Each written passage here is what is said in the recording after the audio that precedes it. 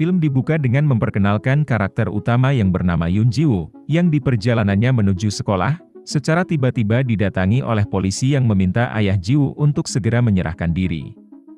Di sekolahnya Ji-woo selalu dibully oleh teman-temannya, karena ia adalah anak dari seorang pecandu, bahkan seorang guru di sekolahnya ingin memindahkannya ke sekolah lain, dengan alasan para murid tidak ingin bergaul dengan anak seorang pecandu. Ji-woo yang sudah muak dengan perlakuan yang ia dapatkan di sekolah, akhirnya dengan sendirinya memutuskan untuk mengundurkan diri dari sekolah. Ji-woo yang tengah bersedih di rumahnya, tiba-tiba mendapatkan telepon dari ayahnya, di mana ayahnya mengucapkan selamat ulang tahun untuk putri tercintanya. Ji-woo kemudian bercerita semua pengalaman pahit yang baru saja ia alami, yang mana hal tersebut tidak terlepas dari hasil perbuatan ayahnya, sehingga Ji-woo pun menjadi kesal. Bahkan di akhir pembicaraan tersebut, Ji-woo berkata jika ia tidak akan menunggu ayahnya lagi, dan ia menganggap jika ayahnya sudah mati. Kata-kata itu pun akhirnya menjadi sebuah penyesalan seumur hidup Ji-woo, karena tak lama setelah itu, ayah Ji-woo ditembak mati oleh seseorang saat ia berada di depan pintu apartemen anaknya. Sebelum menghembuskan nafas terakhirnya, ayah Ji-woo pun sempat meminta maaf atas segala perbuatannya yang membuat anaknya menderita. Sebulan pasca kematian ayahnya, kasus pembunuhan ayah Ji-woo dihentikan, dan hal itu sangat membuat Ji-woo kecewa dengan pihak kepolisian. Hal itu membuat Ji-woo datang kepada Choi Moo-jin, seorang ketua gangster Dongcheon, yang merupakan kelompok sindikat narkoba. Karena dulu ayahnya bekerja kepada Moo-jin, Ji-woo mengira jika Moo-jin mungkin mengetahui siapa pembunuh ayahnya. Namun ternyata, Ji-woo sama sekali tidak mendapatkan informasi apapun dari Moo-jin. Akhirnya Ji-woo bergerak sendiri untuk mencari pembunuh ayahnya, dengan cara membuat selebaran, yang menjanjikan hadiah sebesar 5 juta won, bagi siapa saja yang bisa menemukan pembunuh ayahnya. Namun, hal itu justru mengundang petaka bagi Ji-woo, karena ia ditipu oleh sekelompok orang, yang hanya ingin mendapatkan 5 juta won dari Ji-woo. Nyawa Ji-woo nyaris saja melayang, jika saja saat itu ia tidak diselamatkan oleh Moo-jin. Moo-jin berjanji akan membantu Ji-woo untuk menemukan siapa pembunuh ayahnya, dengan syarat Ji-woo harus dilatih untuk menjadi anak buah Moo-jin. Ji-woo yang memiliki dendam kepada sang pembunuh ayahnya tentunya tak berpikir panjang untuk menerima tawaran tersebut. Ji-woo dibawa oleh Moo-jin ke sebuah tempat pelatihan yang sepertinya seluruh penghuninya adalah pria, sehingga di sana Ji-woo sedikit mendapatkan perlakuan yang tidak senonoh dari beberapa pria. Namun, hal itu tidak membuat Ji-woo jatuh, ia justru semakin giat untuk berlatih demi bisa membalaskan dendamnya kepada si pembunuh ayahnya. Akhirnya, Moo-jin mengadakan suatu kompetisi, di mana semua peserta camp secara bebas bertarung, dan yang bertahan paling akhir akan memenangkan kompetisi tersebut, dan akan diangkat menjadi anggota Dongcheon. Singkat cerita kompetisi pun dimulai dan pada akhirnya menyisakan 2 orang, yaitu seorang pria bernama Gang Jae, dan juga Ji-woo. Hasil latihan keras yang dilakukan Ji-woo pun berbuah manis, karena pada akhirnya ia bisa mengalahkan Gang Jae, dan menjadi pemenang dalam kompetisi tersebut. Gang Jae yang baru saja bangun dari pingsannya, ternyata sangat tidak terima atas kekalahannya dari Ji-woo. Ia kemudian membuat rencana jahat untuk melakukan pelecehan kepada Ji-woo, dengan cara memasukkan sebuah obat di minuman Ji-woo, yang akan membuatnya kehilangan kesadaran. Rencana itu berhasil dilakukan, namun Ji-woo mampu melumpuhkan Gang Jae dan temannya, meskipun dalam pengaruh obat yang diberikan Gang Jae. Salah satu kaki tangan Moo-jin yang bernama Tae-jun akhirnya datang, dan langsung membawa Gang Jae ke hadapan Moo-jin. Atas perbuatan hina yang telah dilakukan Gang Jae, Moo-jin memberikan Gang Jae sebuah hukuman, dengan memberikan sebuah luka goresan pedang di wajah Gang Jae. Cerita berlanjut, di mana Ji-woo dibawa ke sebuah kedai kecil, untuk bertemu dengan Moo-jin. Di sana, Ji-woo memberikan sebuah berkas, yang berisi identitas baru Ji-woo. Kini, Ji-woo pun sudah dianggap tidak ada, dan identitas tersebut akan digantikan dengan Oh Hae-jin. Selain memberi identitas baru, Moo-jin juga memberikan sebuah pistol, yang mana pistol tersebut adalah pistol dari tim kepolisian, yang digunakan untuk membunuh ayah Ji-woo, yang mana ini berarti, bahwa kemungkinan besar, pelaku pembunuh ayah Ji-woo adalah seorang polisi. Sekian tahun berlalu, Ji-woo yang kini sudah berubah menjadi Oh Hae-jin, diceritakan berhasil masuk ke dalam satres kejahatan dan kekerasan. Kala itu ia mendapatkan tugas untuk menangkap seorang kriminal, yang ternyata juga adalah seorang pengedar narkoba, sehingga seorang polisi dari Satres Narkoba yang bernama Pildo, juga mengincar orang tersebut di saat yang bersamaan. Mereka berdua pun akhirnya saling berebut, untuk menyerahkan penjahat tersebut ke divisi mereka masing-masing. Namun akhirnya orang tersebut terlebih dahulu dibawa ke Satres Narkoba, untuk dimintai keterangan. Hejin kemudian bertemu dengan pimpinan Satres Narkoba yang bernama Cha Gi-ho, yang sepintas terlihat seperti orang yang telah membunuh ayah Hejin dulu. Hal itulah yang membuat Hejin mengajukan diri untuk pindah ke Satres Narkoba, agar ia bisa menyelidiki lebih lanjut, apakah benar Cha Gi-ho adalah orang yang ia cari selama ini. Hejin kemudian melapor kepada Mujin, jika kini ia telah masuk ke Satres Narkoba, karena ia merasa pembunuh ayahnya adalah salah satu anggota di Satres tersebut. Sebelum pergi, Mujin memberikan Hejin sebuah pisau, dan Mujin berpesan agar pisau tersebut digunakan oleh Hejin, untuk membunuh pembunuh ayahnya. Sementara itu penjahat narkoba yang bernama Changgo tadi sedang diinterogasi oleh Pildo dan seorang rekannya. Dari hasil interogasi tersebut, Pildo mendapatkan sebuah informasi, jika ada seorang bandar besar yang bernama Mango, yang memiliki narkoba jenis baru. Pildo lalu mengajak Hejin yang kini sudah menjadi rekan satu timnya, untuk menyelidiki Mango langsung ke markasnya. Saat itulah Pildo melihat kehebatan Hejin, karena ia bisa melumpuhkan semua anak buah Mango, termasuk juga menyeret Mango keluar seorang diri. Mango yang sudah tertangkap diinterogasi oleh Pildo, dan diminta untuk menyerahkan narkoba baru yang ia miliki, namun karena Mango tidak mau mengaku, akhirnya mereka bertiga menggeledah seluruh bar Mango, dan akhirnya menemukan barang bukti yang mereka cari, sehingga Mango pun dibawa ke kantor untuk diinterogasi lebih lanjut. Sayangnya, Mango tidak mau memberitahu siapa yang memberinya barang tersebut, dan hanya mengatakan jika orang tersebut adalah orang yang sangat jahat. Cerita berlanjut, di mana Hejin yang baru saja melaporkan penangkapan Mango kepada Mujin, diam-diam mencari file kasus pembunuhan ayahnya, namun tak ada informasi penting yang ia bisa dapatkan. Keesokan harinya, Satres Narkoba akan melakukan sebuah operasi penangkapan, namun belum diketahui siapa yang akan menjadi target mereka kali itu. Saat meeting dimulai, seluruh anggota diminta untuk mengumpulkan HP mereka. Setelah itu Kapten Cha Gi-ho mengumumkan bahwa target mereka kali itu adalah Choi Mujin. Di perjalanan menuju lokasi, Hejin tampak tidak tenang, karena ia tidak bisa memberikan informasi kepada Mujin mengenai operasi penangkapan itu. Sesampainya di lokasi, tim dengan perlahan bergerak masuk ke tempat pabrik narkoba Mujin. Oh Hejin tampak memikirkan suatu cara agar ia bisa menggagalkan misi itu, karena tentunya ia tidak ingin Mujin tertangkap. Operasi itu sebenarnya hampir berjalan dengan lancar, akan tetapi Hejin berhasil menggagalkannya dengan cara memadamkan listrik di TKP, sehingga Mujin pun akhirnya bisa melarikan diri. Tim Satres Narkoba pun mencari tahu siapa orang yang mencoba menggagalkan misi tersebut, namun mereka tidak menemukannya. Setelah semua selesai, Oh Hejin melapor kepada Mujin, bahwa operasi tadi adalah sebuah operasi dadakan, sehingga ia tidak bisa menghubungi Mujin. Di tempat lain, Gang Jae membawa pasukannya untuk menyerbu kamp pelatihan milik Mujin, untuk melakukan serangan balas dendam. Semua orang yang berada di sana dibantai oleh Gang Jae, bahkan Taiju mendapatkan sebuah goresan pedang dari Gang Jae, sebagai bentuk balas dendamnya kepada Mujin. Mujin melihat aksi pembantaian tersebut dari rekaman CCTV, ia meminta asistennya untuk segera menghapus rekaman tersebut, yang mengakibatkan tim Satres Narkoba kesulitan untuk menyelidiki maksud dari penyerangan tersebut. Di tengah penyelidikan, Pildo tiba-tiba dipanggil oleh Cha Gi-ho untuk menghadap, sementara Hejin diminta untuk tetap melanjutkan penyelidikan.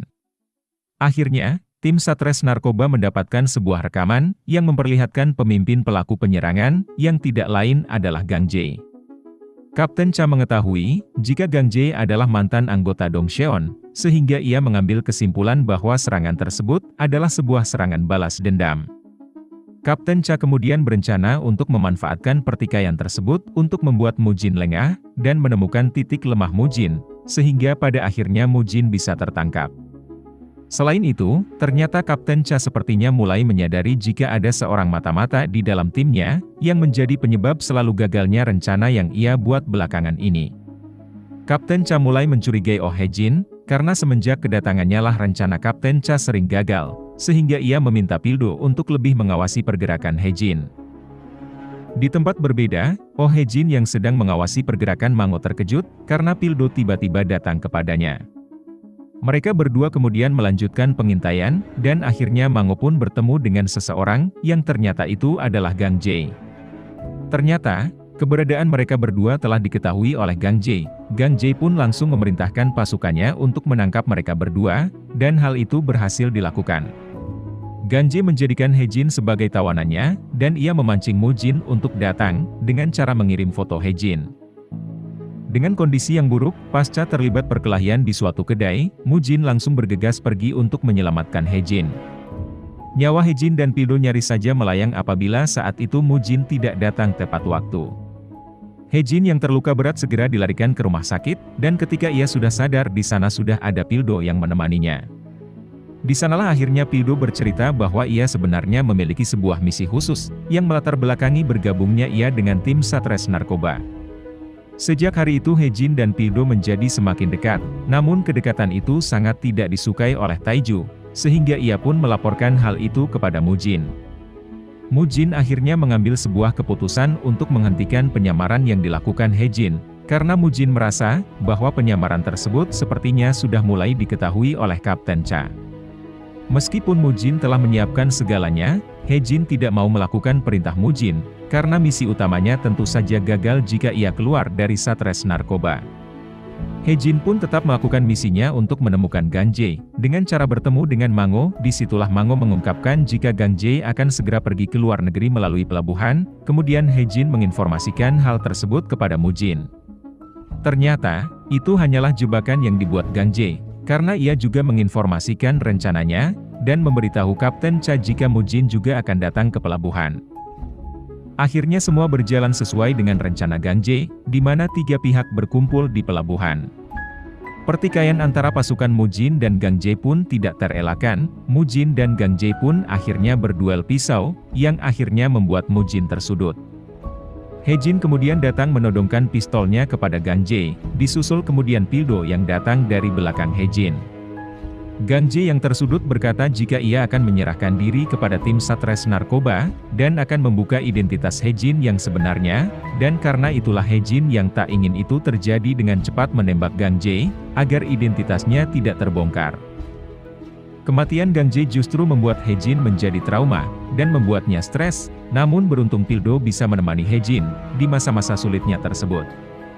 Pildo semakin berempati kepada Hye-jin, setelah Hye-jin menceritakan kisah masa lalu kelamnya dulu dengan Gang Jae, begitupun Hye-jin yang mulai terlihat nyaman dengan Pildo. Sementara itu di tempat lain Mu-jin ternyata masih bisa bertahan hidup dari tusukan yang diberikan Gang Jae, dan ia kini sedang memulihkan diri di sebuah kuil. Sebelum Gang Jae mati, ia sempat membuat sebuah amplop yang di dalamnya berisi sebuah foto ayah Hye-jin, mengenakan seragam polisi dan berfoto bersama timnya.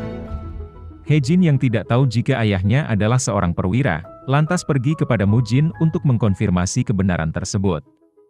Mu-jin membenarkan jika ayah Hye-jin adalah seorang mantan anggota tim Satres Narkoba, yang ditugaskan untuk menangkap Mu-jin, namun Mu-jin berhasil membuatnya berkhianat, sehingga akhirnya ayah Hye-jin dibunuh oleh Kapten Cha, karena telah berkhianat. Setelah kedatangan itu, entah kenapa Mu-jin memerintahkan Taiju untuk membunuh Cha Gi-ho, dan malam itu juga misi itu berhasil dilakukan oleh Taiju. Tak selang beberapa lama Hye-jin datang dengan penyamarannya, dan ia sempat tertembak oleh Kapten Cha. Sebelum tak sadarkan diri, akhirnya Kapten Cha pun mengungkapkan sebuah fakta yang mengejutkan, di mana sebenarnya ayah Hye-jin menjadi anggota Dongcheon, adalah sebuah misi penyamaran untuk menghancurkan Mu-jin. Namun sayang penyamaran tersebut akhirnya diketahui Mu-jin, dan Dong-sun pun langsung dilenyapkan. Kapten Cha juga memberikan sebuah surat dari ayah Hye-jin, yang berisi ungkapan kasih seorang ayah ke anaknya, dan sebuah ucapan permintaan maaf, atas segala kekurangan ayahnya. Dari sinilah Hye-jin sadar, jika ia sudah ditipu dan diperalat oleh Mu-jin, untuk dijadikan sebuah senjata mematikan bagi klan Dongcheon. Singkat cerita, Kapten Cha Gi-ho selamat, dan Taiju yang mengetahui hal itu langsung memberitahu Mu-jin. Karena tahu jika Hye-jin sempat datang malam itu, Taijin pun menyimpulkan, jika kini Hye-jin sudah mengetahui fakta yang sebenarnya. Taiju langsung bergerak cepat untuk membunuh Hye-jin, dengan mengirim 3 anak buahnya, namun Hye-jin yang sangat kuat bisa mengatasinya, bahkan akhirnya Taiju sendiri mati di tangan Hye-jin. Setelah itu, Hejin dikejutkan dengan sebuah pesan dari Pildo, yang mengatakan jika Mujin sudah menyerahkan diri ke polisi. Hejin sangat tidak senang atas penyerahan diri Mujin, karena sepertinya ia ingin menghabisi Mujin dengan tangannya sendiri. Karena itulah Hejin menghapus semua barang bukti yang bisa mempidanakan Mujin, agar Mujin bisa dibebaskan. Saat Hejin pergi dari kantor, Pildo sedang melihat hasil rekaman CCTV di apartemen Kapten Cha, dan ternyata kedatangan Hejin saat itu tertangkap oleh kamera CCTV, yang membuat anggota tim Satres Narkoba termasuk Pildo, mengira jika Hejin adalah pembunuh Kapten Cha yang sebenarnya. Pildo pun langsung mengejar Hejin dan akhirnya berhasil menangkapnya, dengan tuduhan telah melakukan pembunuhan terhadap Kapten Cha Giho. Sementara Mujin yang mengetahui hal tersebut langsung menyuruh asistennya untuk membebaskan Hejin dengan segala cara. Asisten Kang berhasil mengeluarkan Hejin dari penjara, dengan alibi mengajak Hejin keluar untuk melakukan check up. Sementara Pildo mengunjungi Kapten Cha Giho, yang baru saja sadar dari komanya. Saat itu Kapten Cha memberitahu Pildo, bahwa Oh Hejin adalah anak dari rekannya yang bernama Dong Sun, yang mati dibunuh oleh Choi Mujin. Namun Mujin membalikan fakta, jika yang membunuh ayah Hejin adalah dirinya, sehingga Hejin masuk ke tim Satres Narkoba, untuk membalaskan dendamnya. Di rumah sakit, Hejin dibantu oleh seorang suster yang pernah diselamatkan oleh Hejin dulu, dan belum sempat ia kabur. Pasukan yang dikirim Mujin lebih dulu datang, namun Hejin mampu melumpuhkan mereka semua. Di basement gedung, Pildo datang menemui Hejin dan menceritakan pesan dari Kapten Cha. Lalu datanglah pasukan Mujin lainnya, dengan jumlah personil yang lebih banyak. Lagi-lagi, semua dapat dibereskan oleh mereka berdua, dan mereka pun memutuskan untuk mencari tempat persembunyian sementara waktu, sampai semua aman. Di resort tempat mereka bersembunyi, akhirnya suasana pun pecah, yang berujung pada terjadinya hubungan intim di antara keduanya. Keesokan harinya, saat mereka sedang berada di luar, seorang pria mengendarai motor berhenti di samping mobil mereka, lalu pria tersebut melakukan tembakan tepat ke kepala Pildo, yang tentunya membuat Pildo langsung mati di tempat. Hejin yang masih shock, langsung menyadari jika itu adalah Choi Mujin. Ia lalu bergegas pergi ke markas Mujin sendirian, hanya berbekal pistol milik Pildo. Hejin langsung menerobos masuk ke dalam markas Mujin, dan dengan sedikit menguras energi, Hejin pun berhasil menghabisi seluruh anak buah Mujin seorang diri, dan akhirnya bertemu dengan orang yang ia cari, yaitu Choi Mujin. Hejin dan Mujin terlibat adu pisau, dan pada akhirnya Hejin pun berhasil melakukan apa yang diperintahkan Mujin dulu, yaitu menusukkan pisau pemberiannya kepada orang yang telah membunuh ayahnya. Kematian Mujin ini pun menjadi ending film yang berjudul My Name ini, di mana di akhir film diperlihatkan sebuah scene, di mana Hejin mengunjungi kuburan ayahnya, dan juga Pildo. Oke, terima kasih telah menonton video ini, mudah-mudahan film kali ini bisa menghibur, dan menjadi rekomendasi film yang tepat untuk kalian tonton. Jangan lupa like, share, dan subscribe channel ini, agar kalian bisa mendapatkan rekomendasi film-film seru lainnya.